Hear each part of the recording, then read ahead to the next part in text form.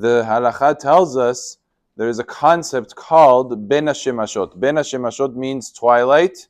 Halachically, twilight starts when the sun sets until 3 stars come out, which is about 20 minutes later, 30 minutes later. That's usually called Tzet HaKochavim. That's the official night.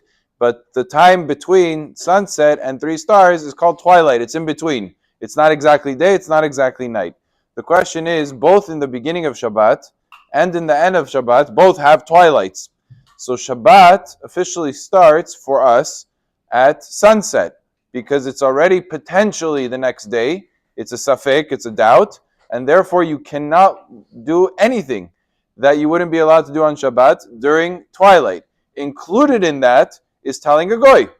Telling a goy is also a prohibition that's on Shabbat, and therefore you're not allowed to tell a goy to do something during twilight for your sake. However, the Chachamim did make one leniency in terms of twilight, that if you're telling a goy to do something that is a mitzvah, so it's a mitzvah. It's something that I'm not doing it for myself. I'm doing it for HaKadosh Baruch Hu. It's something important. So therefore, that the Chachamim permitted to tell a goy to do during twilight. And that's true in the beginning of Shabbat, and it's also true at the end of Shabbat.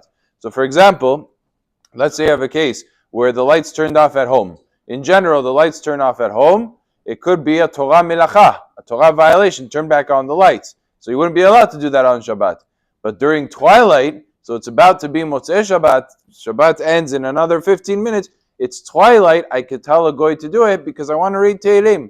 So for the sake of a mitzvah, you would be permitted to do that. So both in the beginning of Shabbat and in the end of Shabbat, Amira legoy is permitted as long as it's for the sake of a mitzvah. If it's just for personal reasons and something that's not so important and it could wait, then it won't be allowed to tell a goy. But for matters of mitzvah or matters of pressing need, during twilight, one is permitted to tell a goy to do something, even if though that something would be asu from the Torah to do. Baruch Adonai le'olam.